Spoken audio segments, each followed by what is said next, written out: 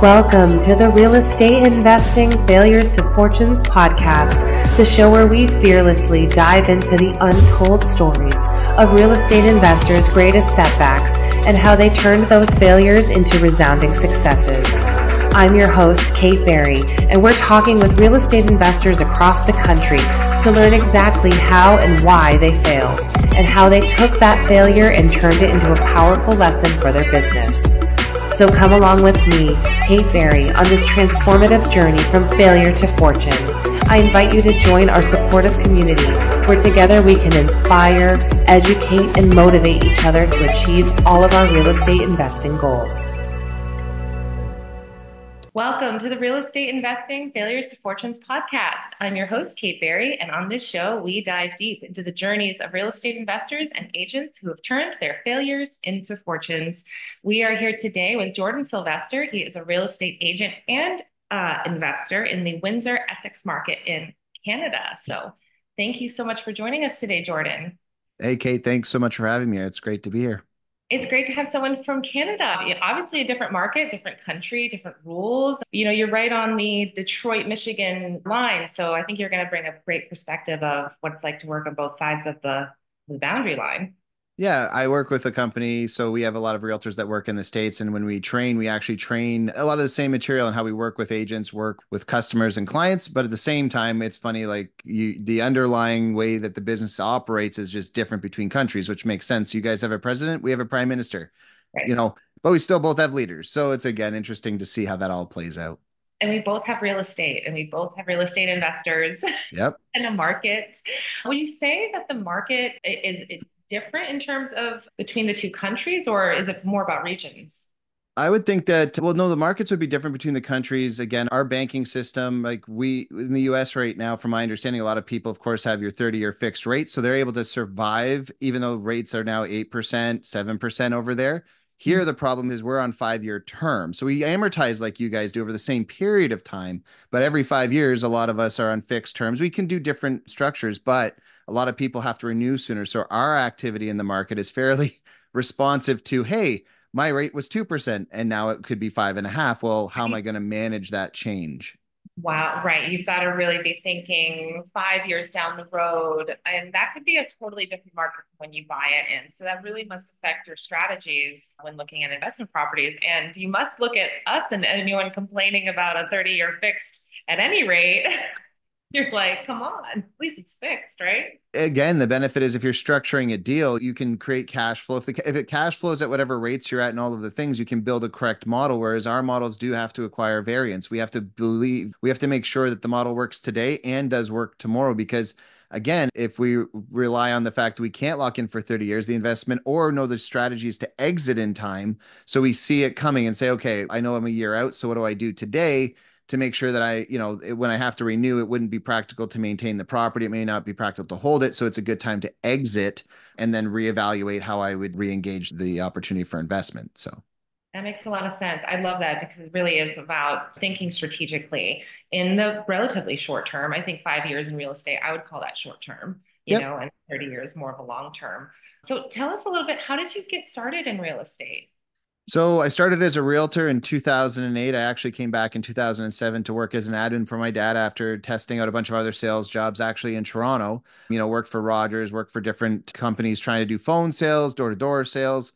Was looking at a sales job up there and realized real estate. My dad had been doing it since '88. So I called him, met him in the middle of the two cities. We had lunch, came back to work with him. And so that's how I got back into the business. But I've been around real estate my whole adult life. And then I've helped a lot of investors from basically '08 through about 2019, the first 10 years in the business, even though I helped so many people do it. Actually, Gary Keller, who's the owner of the company I'm with now, he went, every great deal that every investor's had has gone through your hand. Like you've helped them all do it. And it's not to state, take from your investors, but you've seen so much. Why don't you, as a realtor, own your own investments? Like, and again, I'm helping tons of people invest and I'm not doing it myself. And it was more of just a call to action and a mindset. And so then, of course, that's in February. So what happens in June, I get a great opportunity for a deal. And first thing I do is offer it to a few investors I've got in my pocket. I call a couple of my buddy realtors who I know we've got like our network and I'm pushing it out to all of them. And then I'm like sitting there looking at this property going, well, if I'm going to do it, like it was $100,000. It was at that time was a very like low cost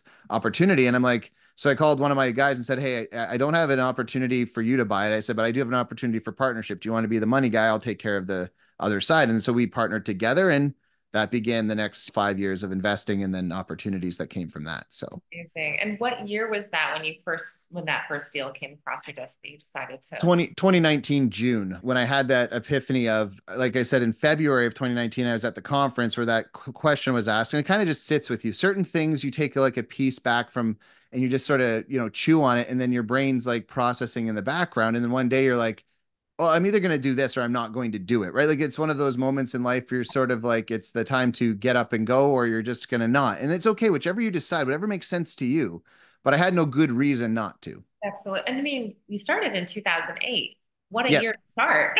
Yes. Well, and I would say that part of that was, again, I was new, I was young. The fear of the people around me made me fearful as well to invest for a long time, because Of you hear course. all the stories, even though I know better, I'm helping people do it constantly. I'm seeing the success constantly, but there's still this underlying fear. So if you're, again, I always tell people, if you're going to get into investing right now, in this exact moment in Canada anyway, we're seeing this great opportunity like the '08 crisis, where there's an opportunity where the market's probably, maybe not the absolute bottom, but probably as low as it's going to be if you're in a long-term hold position. Right. So, and I always say to people, if you were back in 2008, right, if you could rewind, how much real estate do you not buy then? You buy all of it. You'd Right. buy every single piece of real estate in 2008. I said, I'm not saying that's an impractical thing, but I'm saying we're in a similar environment. We're in a similar opportunity where it might be a really good time to find a way to build your investments, to build structure and, Yes. and grow, right? Because we may not see this again, right? The cost of money is an interesting thing. I look at it as a resource. It basically, it devalues, and that's why the price of property generally rises, right? It's inflationary. It causes the value of the dollar to not be as powerful. We love So, inflation. yeah. Well, inflation makes all of our things seem like they're worth so much more. The problem is it makes the dollar so much less. So it's like a bag of milk goes from $2 to 10. And you're like, wait, what? Yes, So I know it's not exactly. that aggressive yet, but it's the concept, right? Yeah, so So, I love what you're bringing up a lot of topics. One is fear, right? yep. When you have a fear of getting started, it can really stop you in your tracks. Especially, we have a really recent financial crisis, a real, very recent, you know, once in maybe a couple hundred years type of real estate market crash that was not that long ago in the context of real estate. So, now I think is the time for it to realize when a lot of people were afraid back then, it actually was the right time to buy. And I think that's a great mindset to have. You can be afraid, but it's actually a good thing because if everyone's afraid, there's more opportunity, there's less competition, you can find a really good deal. Yeah, again, if everybody's doing it, you're probably too late to the game. Like by the time you're Exactly. buying the stock, oh, you've heard of the stock tip, right? The stock tip that you're getting, if you're getting it from the fifth or sixth person, by the time you have it, it's probably no longer a good tip. That's right. Even though it was really good for the first few, and again, this isn't to say you shouldn't be investing at all times. It's just understand what you're investing into and when you're doing it. Because when it's easy for everybody and everyone's doing it, that means, like you just said, there's a lot of competition, which means it creates an inflationary market, which overvalues things. And Yes. so again, Warren Buffett says, when everyone is fearful, be fearless. And when everyone is fearless, be fearful. And it's the concept very simply that, again, I don't like to use the word sheep, but people tend to follow what's comfortable and not do what's hard. They And don't want to make a mistake, especially yeah, a real estate mistake where you could be putting your life savings into your first investment, possibly.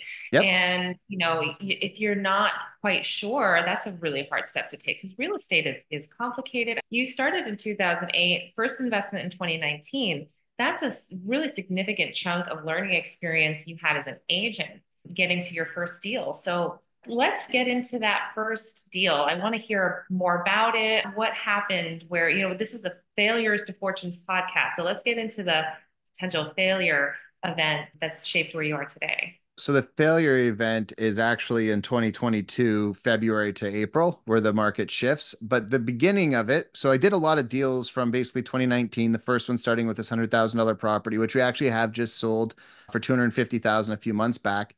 So again, really good opportunity, made money on that one, and then continued to make money across a number of deals over the next number of years.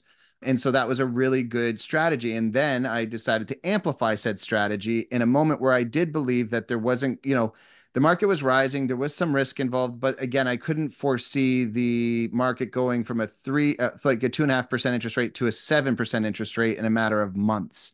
like 4 months. Yeah. And so in the US, what's interesting is Canada moved first. We raised our interest rate by 0.25. The US then raised it by 1%. And then our government matches because we have to keep our dollar in line with yours. There is a piece where we do work together, which basically means for me to buy a US dollar, I got to be spending between $1.20 and $1.35 to buy your US dollar. And the reason for that is because that makes you guys interested in buying our stuff at a 30% discount per se.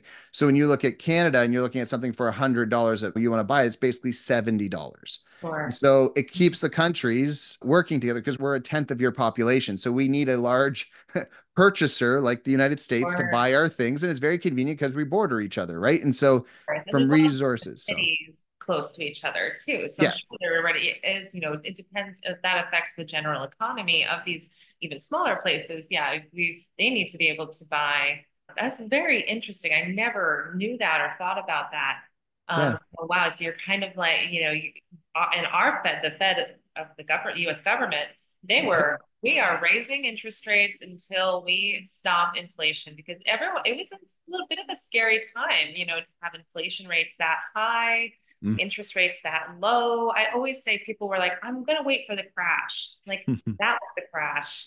The Right. 2% interest rate, 2 to 3%, that was the crash. And we will not see that again for maybe in our lifetime. Well, it's actually very unhealthy in some respects to have interest rates that low. And again, from the investment portfolio, you're sitting there saying, no, lower interest rates are better because they, of course, get you more cash flow.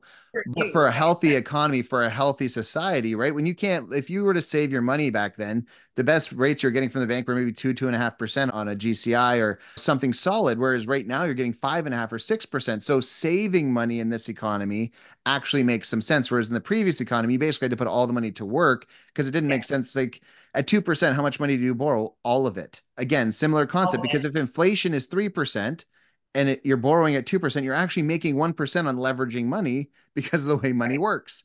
And so again, I want to be clear that I'm not advising to do this, but just understand when you're looking at the metric where you're able to borrow below inflation, you're actually making money on leverage. And so we had a weird moment in time where that was practical in both countries. But again, make hay while the sun is shining, go and play the game. And so again, right now, buying everything. I said to all my clients, buy everything. Yep. Buy everything right at 2%, buy anything and everything. And the market was appreciating too at a scale that no one had ever seen before. Yep. And so now in the US, what we're seeing is absolute stagnation from the realtors I speak with. Whereas in Canada, because we have the 5-year fix, we are seeing more transactions. Somebody mentioned, and I don't know where it came from, but 61% of sales in the United States right now are happening because of divorce. So only if they're forced really into a sale are they going to, because again, why would you ever break a 3% or 2% interest rate on a 30-year fixed mortgage unless you didn't have a choice? And so in Canada, though, because we have the turnover, we don't get the benefit of that 30 years.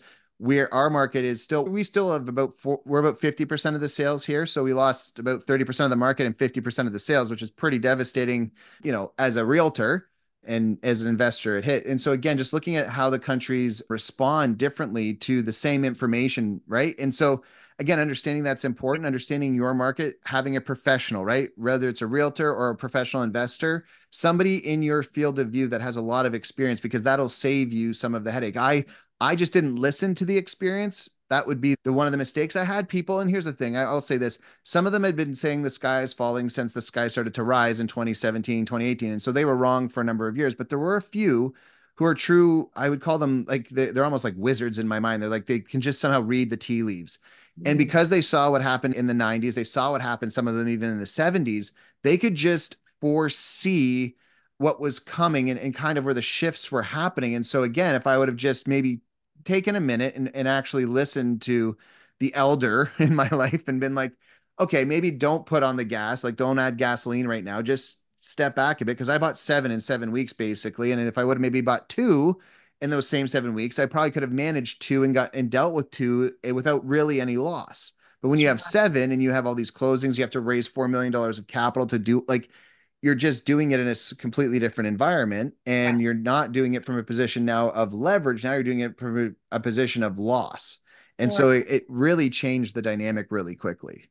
Yeah, walk us through a bit about what the investment was. Was it a buy box? Is it part of your strategy? And then how you got into it, and then tell us the story. How did that happen? So we'll move forward to the mistake. A lot of the wholesales, and so we had bought a bunch of property with the intention to flip. Okay. Now, in the back of our mind, we could rent them, refi and rent, do the Burr model if we had to. Pardon? All single families? Yeah, all single family for the most part, or ability to do the duplex unit in the basement, mother-in-law suite. Anything we dealt a lot in the more single family transaction. And right now, those are almost impossible to buy and rent at cash flow. You need multifamily for the most part to find a cash flow opportunity just because you need the amount of rents pumping in to do it. So that's the economy adjustment. Well, the problem was exit strategy. So the exit strategy I believed existed was a 3.5% interest rate, a 23% fallout rate, which meant that I had protections in place. Well, the market went up from, instead of 3.5%, went to 6.5%, and the fallout rate went from 23% to 37%. So when you see those two things happen in a minute, and here's the problem is I couldn't foresee it in time. I didn't realize when the interest rate went up till, because I did talk to my bankers and said, hey, should I take one of my variables and lock it in for 5 years? And it was, my variable at that moment was I think when I asked, it was 1.75%. I would have had to lock in at 2.89. Now, hindsight, absolutely should have locked in at 2.89 because now that same property is at 6.25. Right. Right. And so, essentially your interest rate only payment, doubling that expense every month. So when you saw the market move in that way, there was things that I didn't exactly know how to respond. You're trying to figure out, okay, how far is it going to fall? Where's the end of it? Where is there going to be a catch and where you can go? And then you just move through it. And this is why the biggest mistake that was made is four or five of them were truly bought as flips, not with true potential for hold. I could do it, but they weren't fitting the buyer's box. They didn't actually meet the requirement of a true hold, meaning that most likely what I would have done with this is burr it. Like that's the most likely outcome. If I could find that person to hold the primary mortgage, I would burr this property 100% of the time. Right. These were designed more around how do I make $100,000, and do that and flip them, right? They could hold, but they weren't designed that way because again, for the first time ever, I bought 4 properties all over 4.5. They all started at 450,000 plus to about 650,000. Most of everything I bought previous was between about 150,000 and 350,000. Magically, everything that I bought in that category made money. Everything I bought in the other category didn't. And I'll say this, it came down to leverage in the end.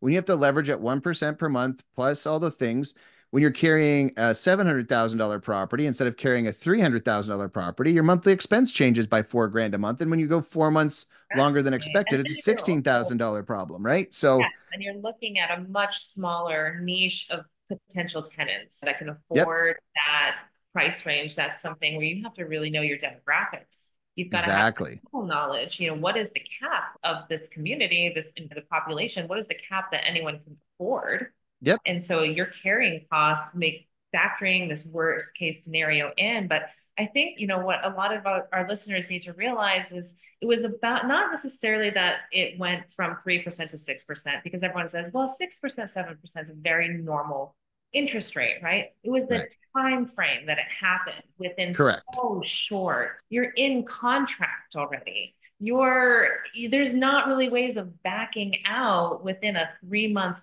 time frame. There's so many pieces and it's a rolling train, So what was that like? When did you realize what was happening?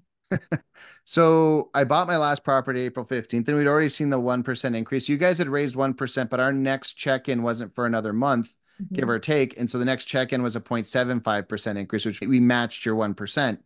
And again, we were supposed to hit that by the end of the year. We hit it by the end of the month. And again, I'm going to be honest, I bought a lot of the properties to close 3-4 months out with the intention that the market was just doing all the heavy lifting. As an investor for a while, you just bought it, locked it up, and then you could go renovate and you could flip them into the market. And that's like, so when I say $100,000 of profit, the design was right around between $35,000 and $50,000, and the market would do the other 50. Like you could find a way to pick up this extra, call it cheddar on the other side. And so again, the benefit was I'd done this a bunch of times, made money, I'd done 12 or 13 deals since 19, transacting and rolling through. And then all of a sudden you amplify, you're like, this is working. Amplify. And I amplified beyond my means. I didn't know why I was amplifying beyond my means because I'd made a lot of money, but I didn't you have all your money that you think's in a bank account over here. But again, what did I have it in? Equity. most Right. of my leverage, most of my wealth. When I looked at my sheets and figured out what am I worth per se, it was all in equity. So is all of my investing.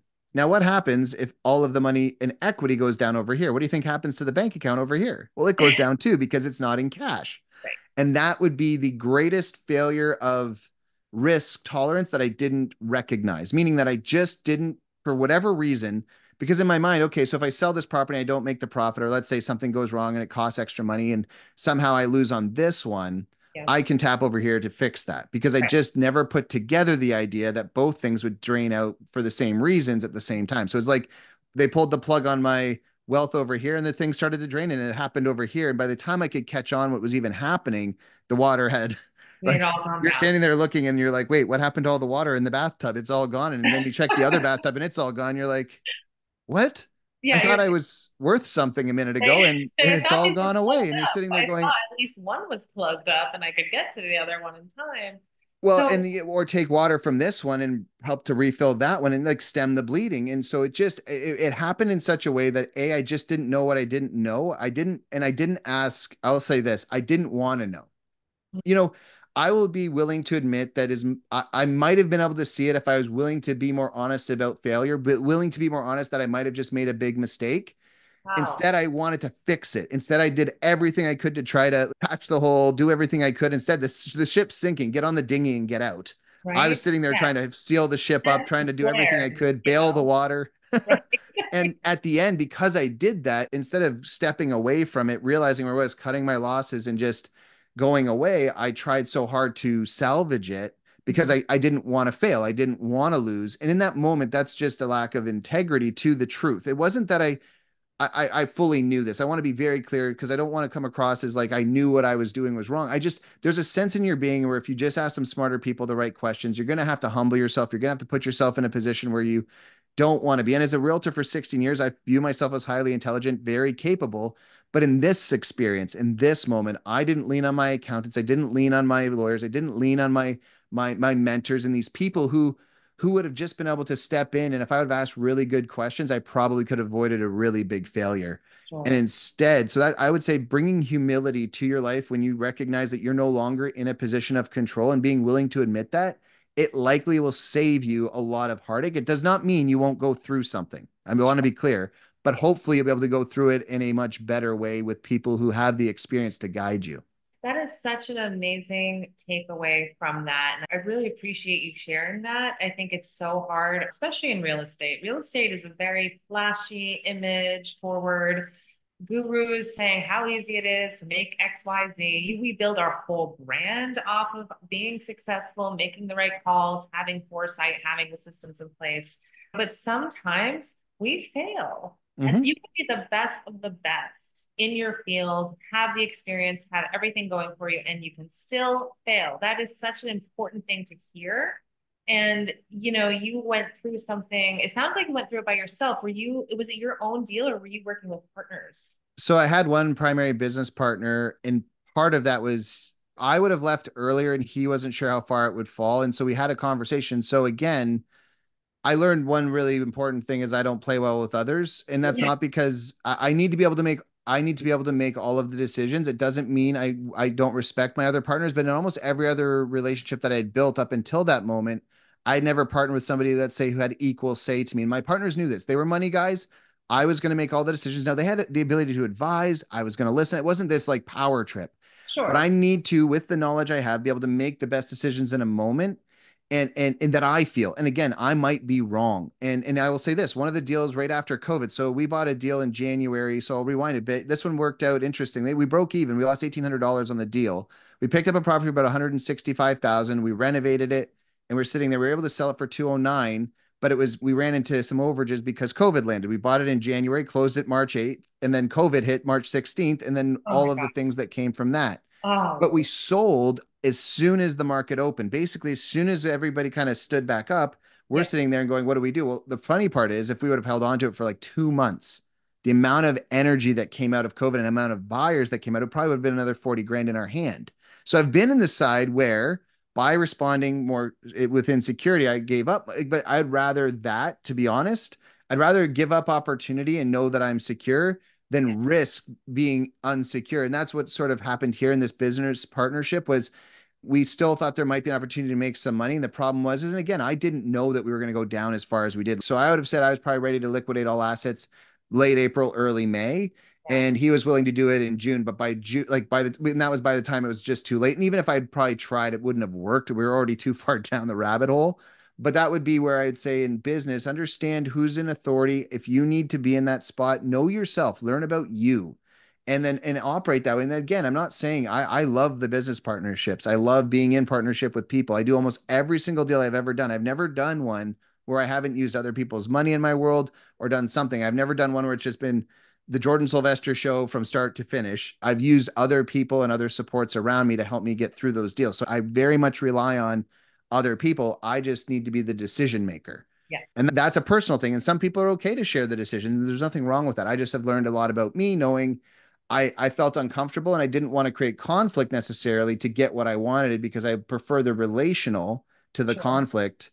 And in that moment, that was disastrous. And I think that's another great point. I think when we are dealing with relationships professionally, and then when there's money involved, there's a lot of fear and can be kind of guilt, trying to talk about when there's problems.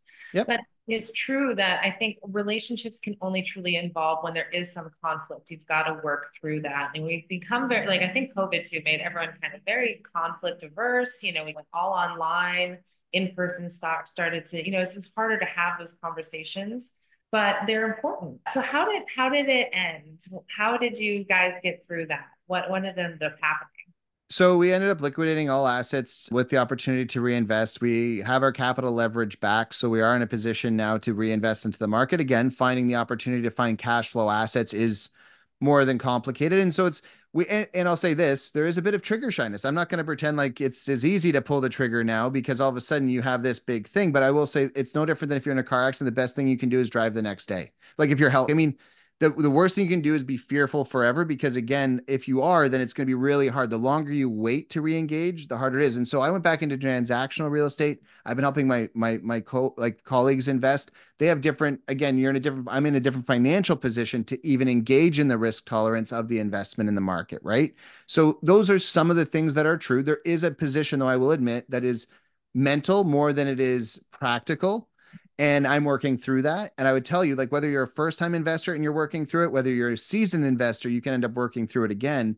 And the reason is that you should always be learning and you should always learn to understand what the truth is. Now, like I said, the first time when I first bought that first piece, the truth was I going to do it or not do it, right? And in the same light, I'm in the same question period. Am I going to do it or am I not going to do it? And I've set up a proper rule, which is unless it fits the buyer's box. See, this time it has to meet the requirement, which means it has to cash flow at 8%. And I know right now rates are at 5.5. But see, here's the new thing. I've raised the standard in my ability to take on a deal. So the deal has to be great in the current environment for me to say this is a good idea for my personal world. Yes. Now, does that mean there's not good opportunities around that are great for other people who are in a different buyer's box that are willing to do things? Absolutely. And that's the benefit of being a realtor. I have great opportunities for my other investors. This is their world. This is what they want to do. And I support them in it. And again, I bring more caution than I ever have. And most of it's around risk tolerance. Yeah. I consider myself a gambler. I do. I like to play poker. I don't mind sitting down and playing blackjack, but I know if I'm sitting down at the casino blackjack table, I'm giving the money to the casino. And if I think I'm going to win, I'm an idiot, right? So that's entertainment. But in business, I considered it like poker. I knew that I was putting chips out there. I just didn't, like I said, I didn't realize I was betting what was in my bank account while I was leveraged. I knew I might be tapping it. The rules halfway through the game, Yeah, the rules were always there. The biggest problem is that it's not that the rules weren't there. The rules were there and the game actually didn't change. I just didn't know the rules. The biggest mistakes, see, I can turn around and say, it's the government's fault. It's COVID's fault. It's somebody else. No, it's me. You know who made the decisions? I did. You know who's responsible for all of the outcomes, including not having the tough conversations, like all of it falls on my shoulders. That doesn't mean there isn't blame to go around. But if I pretend that it's somebody else's fault, then where's the learning? Right. How am I going to adapt to understand that I don't know everything, that I need to keep my perspective high, and where is my tolerance now? And so again, I still consider myself somebody who takes on risk, who's pretty fearless in opportunity. And I bring a lot of energy to it. It's just I'm understanding the risk tolerance differently than I did then, and realizing that for my wife and my kids, and my family, I'm never going to put them back in liable. So I will take less profit to maintain a better financial risk position, because before I did it all as leveraged debt. Now I'm going to do it as leveraged partnership, which means now if everything goes under, I don't have to pay back my lenders like I did before. They become part of the loss too. And that was part of the mistake. So again, you can structure your deals however you're comfortable. You can find partners who build in different structures and different things. Everyone's got their ideas. Find like-minded humans, create an amazing relationship group around you. That is how you win the game of investing. It's not what you know, it's what the people know around you and how you implement their ideas and successes in your life. Absolutely. I think too, would it be fair to say that you maybe wouldn't be where you are now if what just happened to you didn't happen to you? I mean, it sounds like you take a lot of personal accountability. I'm assuming you've read Extreme Ownership, which is Nope. oh, I've read a bunch of books. I've been on a journey for a long time about, again, I know my foundation is I like to be in control, but in that personality, I'm not a perfectionist. So for me, it's about how do we get things done and how do we move? Now, the problem is I've now added more people in my world that slow me down to have to ask some of the questions that bring clarity, that sometimes we'll just sit there across the table and be like, why are we doing this? And it's because I want to. Yeah, but it's not, this isn't the time or place. We don't, right. right? It's adding people. And so extreme ownership, again, I listen to a lot of, I have a coach, I've got people in my world that really speak into my life, and they would draw from those things. Ray Dalio is another big time player out there. And my coach talks about him. He says, just assume everything's actually going to go wrong and build a strategy that wins anyway, right? Don't have the hubris mindset that you know how it's going to play out. Lean in. And again, this isn't to create fear though, because the last thing you want is to be like, oh, well, everything's bad, the world's falling. No, this is an optimistic perspective, knowing full well to be prepared for what's coming. Don't walk blindly forward, but Sure. walk with integrity, with an intention, and understand that when things change, be willing and ready to adapt to the change. Don't deny that reality is happening. And that's, like I would say, we want to live in our false sense of, like, we're driving. The best way I can describe this: if you're driving on the road and somebody pulls out and there's two trucks passing on the highway and you're stuck behind them and they're both pacing each other for the next 5, 6, 7 miles, you're ready to kill somebody because you're like, this is stupid. Why are you doing that? They shouldn't be allowed to do that. And you're running through your Right. brain, at least I am, and I'm yelling at these two trucks. You know what they don't care about? The fact I'm yelling at them. They don't hear me. They don't care. So who's having a bad day because of this? Me, because I've chosen to decide to let them dictate terms to me. Yeah. Life is like that. Accept reality. That doesn't mean you have to like it, but accept it and then adjust. So I slow down and wait for the truck to pass. And when it passes, I can engage again the way I want. And so in that, but sometimes, you know how many times there's been a time where a truck's done that and then there's a cop on the side of the road that probably would have caught me, right? Where all of a sudden you're very grateful all of a sudden to that moment where that person pulled out and slowed you down. And then you see the Yeah. cop, you're like, oh, magically, this is now so important because it saved me from something. See, now we have perspective. So what I mean by this is, like, gain reality, gain the perspective, have some people around you. And the last thing you want to do is, if you feel like you should ask a question, but you're scared about the answer, that means you need to ask it even more importantly, because that means something's not sitting right in your soul. There's something that's not coalescing in you. And that means you're about to make a decision that may not be fully reasoned, but you don't necessarily want to change, right? And I'm the first person to admit I want to do what I want to do. And I don't really like being told no. It's, Right. by me or anything else. I do what I want. And in that's why I said you need really good people you can trust, really good people you can go to, who aren't going to beat you up because you say something dumb. They're going to say, hey, no, thank you for being honest with me. Here's the perspective I can bring to you Yes. around That, this and that's the and help value you that they're grow. bringing to your team. So Yep. if someone's listening right now and, hearing about right the market now, is a bit, it's pretty complex. If you're stepping into the market now, you hadn't, you're starting to try to get into your first deals, Yep. understanding that the context of the last 3 years, a lot has happened in a very short amount of time, which traditionally in real estate, we see things kind of change slowly. Now Correct. the changes are happening very rapidly, and joining a team or partnering, becoming part of a group, I think that would be some for me, from hearing your story and knowing myself how hard it is to invest right now. Mm-hmm. But if you're interested, join a team, someone like yours. Are you actively adding people to your team, and would you give that same advice to join someone like you if you're new? Yeah, exactly. So if you're stepping into the waters, and I always tell people this, I will give you the advice and you can take on all the risk yourself by listening to me, but I'm not taking any responsibility for what happens. Or I'm more than happy to step in and put my skin in the game with you, walk through the process, but you're going to understand, you're going to learn with me in control and not you, but I'm going to teach you everything I know about all the pitfalls I have, but it costs you something. See, here's the thing. If I don't have skin in the game, I'll give you the advice for free. I'm a realtor. I love to help my, like, I get calls from all my investors. What do I do in this scenario? I'm dealing with this tenant. I'm dealing all the problems. And why do I have so many resources around me? A, if I haven't been through it, I've probably got a client who has, and either I can answer because I've had that really cool conversation with them, or B, I just connect you to them and say, hey, Yeah. I actually haven't dealt with this recently, but I do have my buddy over here. He just went through this process with the landlord tenant board, or he had this contractor issue and he's dealing with a lawyer. Like, here's the guide I would call if I were in your shoes, because this is the guy. And what's cool about most investors, most people who are like-minded, they love to tell everyone their story, the benefits, the disadvantages. Most of us aren't out there saying, hey, I want to see this person fail. Let's No. watch them. Unless you're cocky or arrogant and you show up pretending you know it all, then yeah, we are all sitting there saying, okay, know it all. Let's watch you Yes. enjoy that. Because we all know Right. the best part about that is, and I've got an 18-year-old son, is sometimes he asks for advice and sometimes he doesn't. My wife gets mad. Why won't you just help him? I said, because he's not asking. It's very simple. You need to be humble enough in this life to ask for the advice. And then it doesn't mean you have to listen to it. See, I always tell people, I'm gonna come to you and I need to, this is how our relationship works. I'm gonna ask for your advice. I need you to be able to give it to me and understand I may not listen to you. And I'm not gonna blame you. I'm not gonna say anything, but I may not listen to you. That's how I operate. Because I think that's a fair way. I think it's not, you go to somebody and they give you advice, you should, and they then expect you to listen. I think you're creating a false relationship. I think it's very important that you set the parameters so that way when you make your choices, you're just gaining clarity. And they know their whole purpose is to build into your life their truths. So that can be, like I said, a random conversation through me. And so when you're wanting to invest, if you're thinking about it, even if you're in the US and you're like, well, yeah, but I'm not wanting to invest in Windsor, Ontario or something, and I'm probably not going to necessarily jump into your market. I may know realtors who are in your market. I may know people in your market, or I know the realtor that likely does, because we're part of a large company. You're a realtor as well. You know people, and sometimes you don't know them specifically in that neighborhood, but connecting with a powerful realtor, a good accountant, good lawyer, or title company, like the things you're going to need to build out first, build the people, Yes. gain their knowledge, and then invest.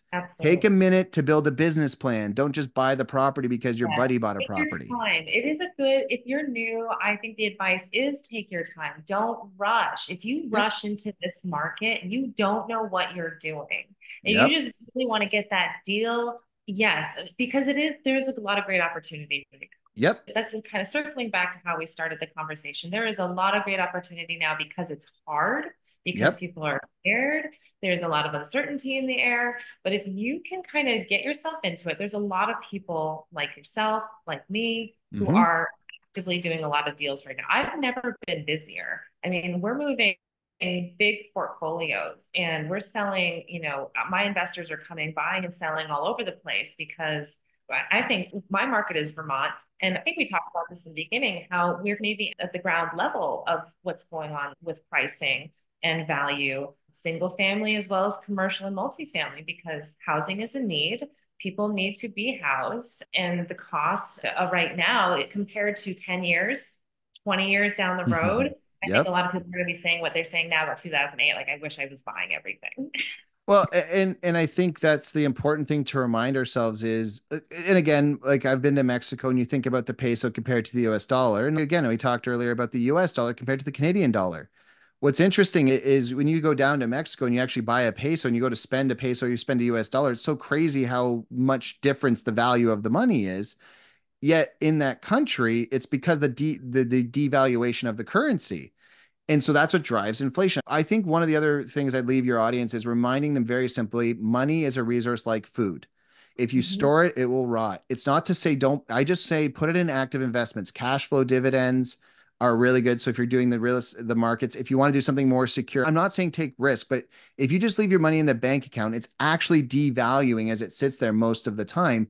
And so just remind yourself that you should always have a reserve fund, always protect your family, do those things, but have active money moving. And it doesn't, real estate, people are like, well, how do I start? I don't have any money. It's like, well, there's two ways. One is create leverage if you're willing to take the risk, or two, just start putting 100 or 150 bucks away every week from your paycheck. So change Yeah. your lifestyle, put the money in, and just buy dividend stock, something that pays you to keep buying it and it rebuys itself. And then I said in a year or two, all of a sudden you'll have a 10 or $20,000 down payment.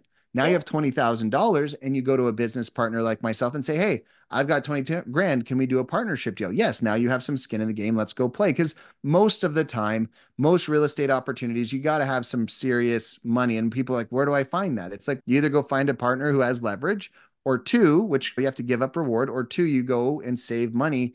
And real estate is the best, in my opinion. Of course, as a realtor, I have my arguments with all my guys all the time, but because I think you get the benefit of inflationary protection as well as cash flow. And the benefit, though, when you're early starting, is you can invest a little bit of money into the stock market, into dividend stocks and things like that, where you're able to amplify the opportunity quicker through those things. And you do buy the blue collar stocks, the ones that are guaranteeing you 4 or 5% return on the dividend payout, and you get to rebuy it less expenses. Like, these are things that you talk to way smarter people than me about. I know about it, but I want you just to get investing, get in the mindset, and then transact to real estate, because real estate long term, it's just an amazing place to put money. And whether that's commercial, residential, right? And I'll say this, residentially, we're having a big issue where we're inventory short. What's funny, though, is office space, magically, we're inventory plus, right? COVID created this amazing amount of office space, but industrial, we're also in the opposite, right? We're running out of industrial space. So it's interesting knowing your market, knowing your environment, knowing the cities you're in, where are the best opportunities, find investors who are investing and figure out, where should I be putting my money today? Where should I be trying to build relationships today? Where do I find the investors? Put yourself in the mix. Yep. Start working for somebody that's so busy they need help. We just hired another office manager. We're hiring another agent in our office. There are people very busy right now who need help. So thank you so much for coming on today. It's been amazing to talk with you. We're going to put this in the show notes, but how can people find you, reach out to you, learn more about you?